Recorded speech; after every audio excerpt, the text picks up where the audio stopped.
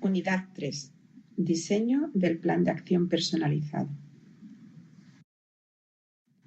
Tema 3. Intervenciones transversales.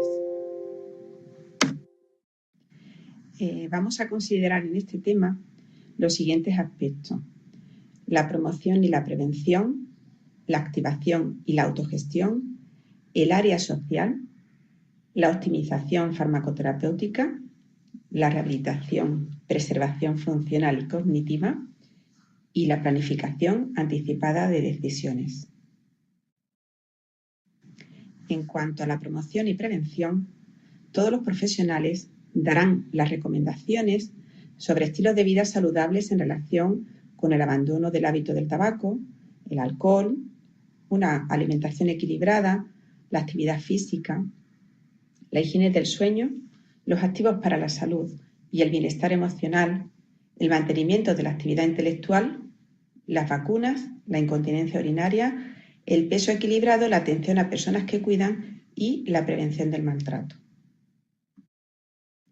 En cuanto al aspecto de la activación y la autogestión, todos los profesionales que intervienen colaborarán para implementar con los pacientes y los cuidadores todas aquellas acciones personales que contribuyan a mejorar lo que es el manejo de las enfermedades crónicas que padecen y su tratamiento, así también como evitar la progresión de las enfermedades y las complicaciones.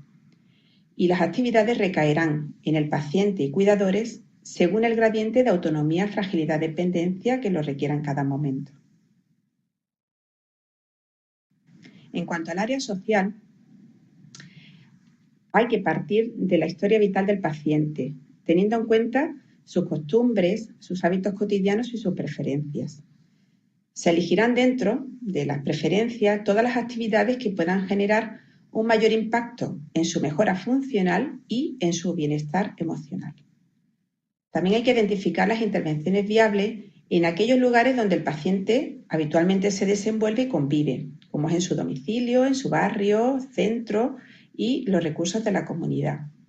Han de ir dirigidas a aumentar y mantener su calidad de vida en la que está inmerso. Y en cuanto al plan de intervención social acordado entre el paciente, la familia y el equipo de salud, definirá unos objetivos a tener en cuenta para alcanzar, determinando cuáles son los cambios que se quieren alcanzar, especificando por qué, quién y qué es lo que queremos conseguir. La estrategia es seguir conjugando los recursos humanos, materiales, de tiempo, tratando de prever la evolución de cada uno de estos elementos y las interacciones entre todos ellos. En cuanto a la optimización farmacoterapéutica, hay que tener en cuenta los siguientes puntos: las características básicas de la buena prescripción, las intervenciones sobre la adecuación del tratamiento, de la conciliación, las intervenciones para la mejora de la adherencia, la intervención sobre el control de las interacciones y alergias, las intervenciones para el ajuste de dosis y la insuficiencia renal y los aspectos relacionados con la autogestión del paciente y o cuidadora. En cuanto a las intervenciones para las características básicas de una buena prescripción, hay que considerar la correcta indicación del medicamento, la ausencia de contraindicaciones, de alergias, la ausencia de interacciones con otros medicamentos, plantas medicinales, alimentos o hábitos tóxicos, la elección de la mejor vía de administración, la correcta dosificación en función de la edad, el peso, la evolución clínica, la función renal o hepática y otros factores, o la instauración progresiva de la dosis en su caso. Definir de manera precisa la pauta horaria de administración y la duración del tratamiento, siempre que éste no sea indefinido. El establecimiento de variables clínicas, bioquímicas o de escalas objetivas a monitorizar para evaluar la efectividad del tratamiento o la detección precoz de reacciones adversas. Y la evaluación cuidadosa de la capacidad del paciente o familia de hacer frente a los costes de la medicación, considerando aquellos medicamentos prescritos sin financiación o con copagos. En cuanto a las intervenciones sobre la adecuación del tratamiento, se aplicarán las recomendaciones de los criterios Stop-Start que se utilizaron en la valoración farmacológica.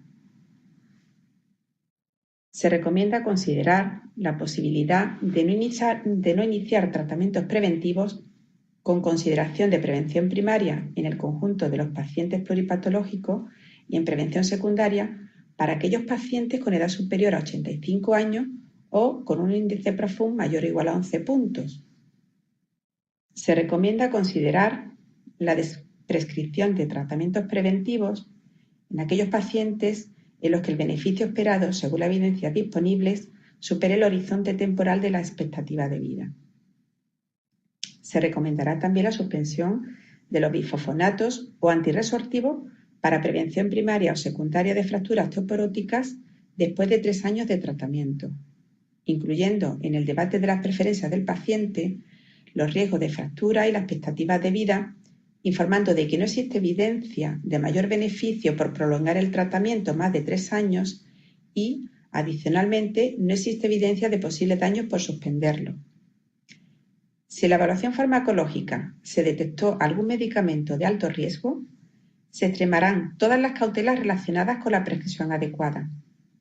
Y para el grupo de los analgésicos opiáceos, se recomienda, como práctica segura, entre otras, el evaluar en los pacientes la existencia de los siguientes factores de riesgo de depresión respiratoria, como son la apnea obstructiva del sueño, la obesidad mórbida con riesgo de apnea del sueño, la edad avanzada, el uso de medicamentos sedantes como pueden ser la benzodiazepina, los antihistamínicos sedantes u otros depresores del sistema nervioso central, la enfermedad pulmonar o cardíaca persistente, y etc.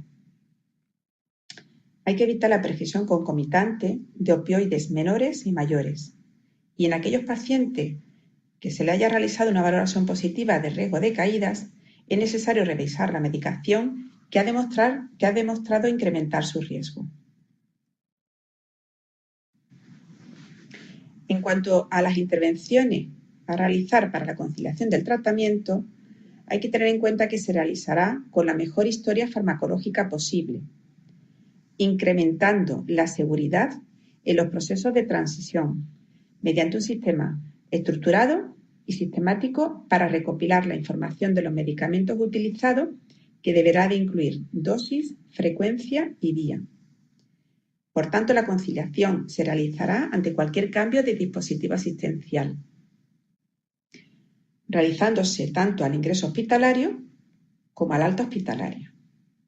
En cuanto al ingreso hospitalario, hay que realizar la conciliación del tratamiento en un plazo inferior a 24 horas, en especial en caso de intervención quirúrgica, en la que son determinantes los medicamentos a suspender o mantener en función de las patologías de base, el tipo de intervención y la modalidad anestésica.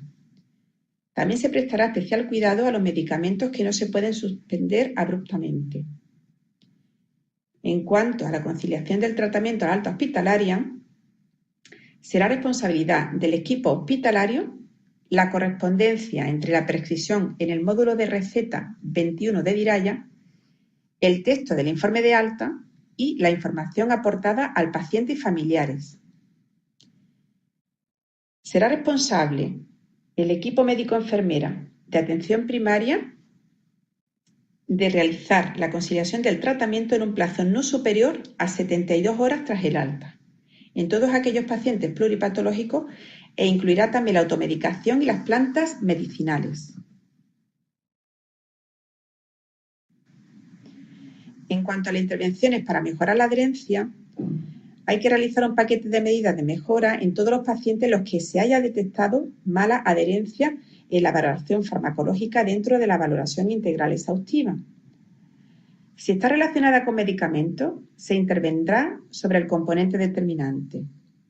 Si se trata de barreras económicas, habrá que realizar un cambio a unas alternativas terapéuticas de eficacia equivalente y de menor coste y o búsqueda de recursos sociales adicionales. Si es en cuanto a los dispositivos de administración complejos, como puedan ser inhaladores o autoinyectores, habrá que considerar el cambio a alternativas de eficacia equivalente y mayor simplicidad y o formación específica en cuanto a su manejo. Si la mala adherencia está relacionada con los efectos adversos, considerar una reducción de dosis, el cambio a una alternativa terapéutica con distinto o menor perfil de efectos adversos y, si su minimización es imposible, discutir con el paciente el balance riesgo-beneficio, enfatizando la adherencia. Si la no adherencia es generalizada, se recomienda una estrategia combinada en la que se sume siempre a una entrevista motivacional.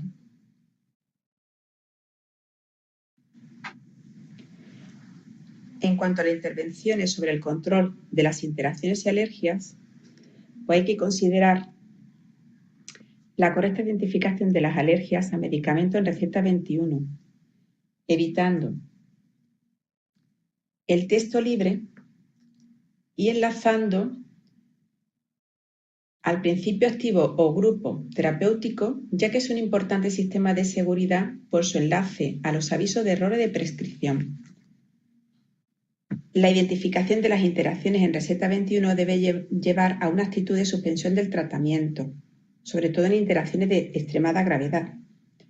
Cambio a alternativas sin interacción, cambios en la pauta horaria en caso de interacciones en la absorción gastrointestinal o cambios en las dosis.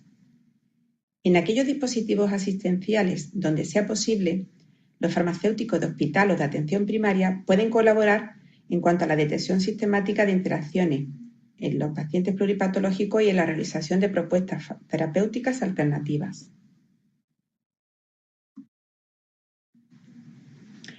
En cuanto a las intervenciones para el ajuste de dosis en insuficiencia renal, hay que considerar la edad avanzada que la edad avanzada y las determinadas comorbilidades frecuentes presentes en el paciente pluripatológico son factores de riesgo para el deterioro de su función renal.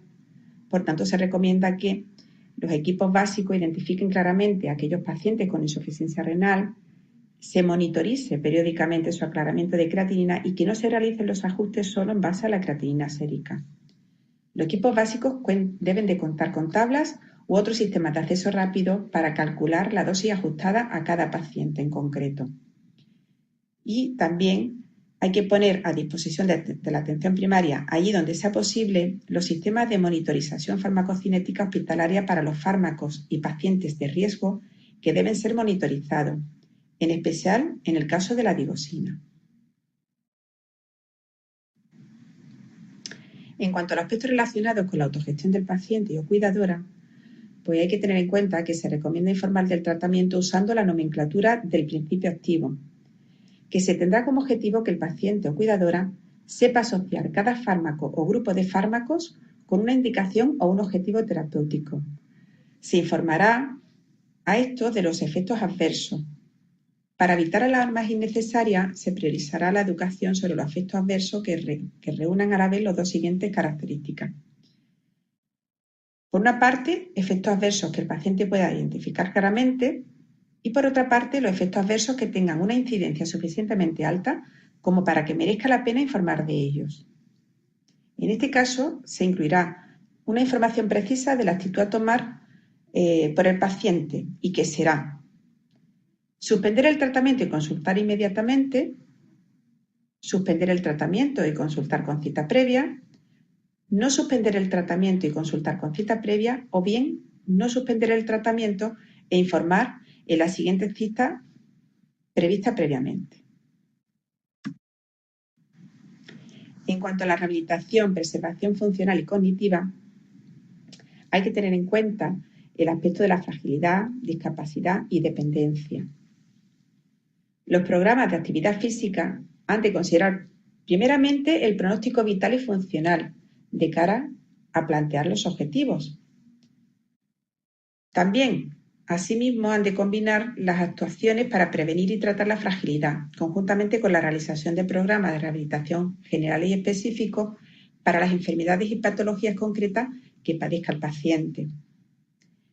Estas intervenciones se basarán en unos objetivos generales, como son retrasar e incluso revertir la fragilidad y el deterioro funcional, mejorar el estado cognitivo y fomentar el bienestar emocional.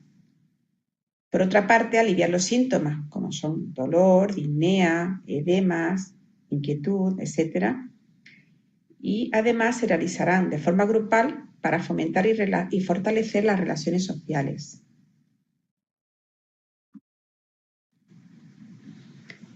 En cuanto a los programas de rehabilitación cardíaca, hay que tener en cuenta que se dirigirán a pacientes con cardiopatía isquémica, insuficiencia cardíaca o cirugía valvular. Hay que plantear intervenciones multinivel que incluirán ejercicio físico, modificación de los factores de riesgo cardiovascular, educación y asesoramiento psicológico. También incluirán ejercicio físico progresivo y adaptado, técnica de relajación, asesoramiento culinario y tratamiento de deshabituación tabáquica cuando así proceda. Y se recomienda el uso de la guía específica para pacientes con insuficiencia cardíaca de la escuela de pacientes.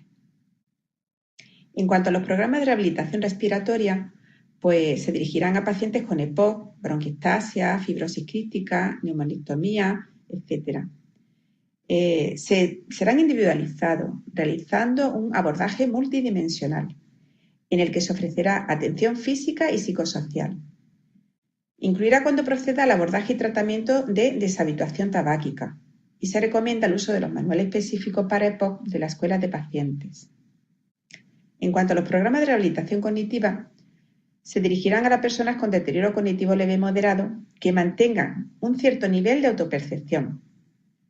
Su objetivo consistirá en posibilitar a las personas con deterioro cognitivo mantener la integración social adecuada el mayor tiempo posible.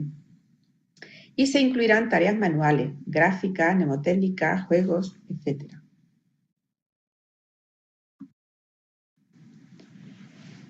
Y ya como último punto a considerar, vamos a hablar de la planificación anticipada de decisiones.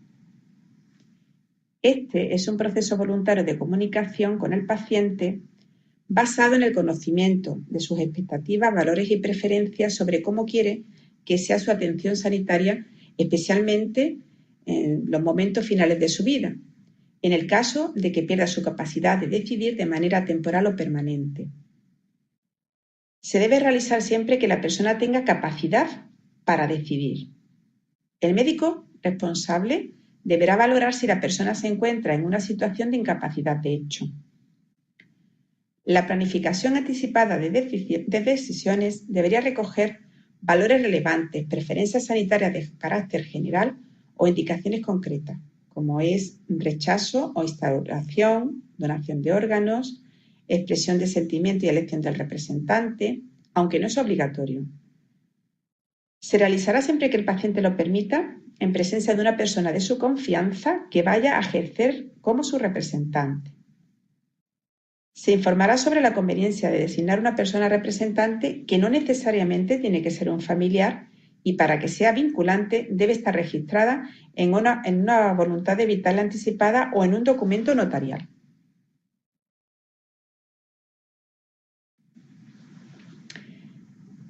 Se recomienda realizar el registro en la historia de salud, mediante la apertura de un episodio con el término planificación anticipada de las decisiones, al completo y sin siglas.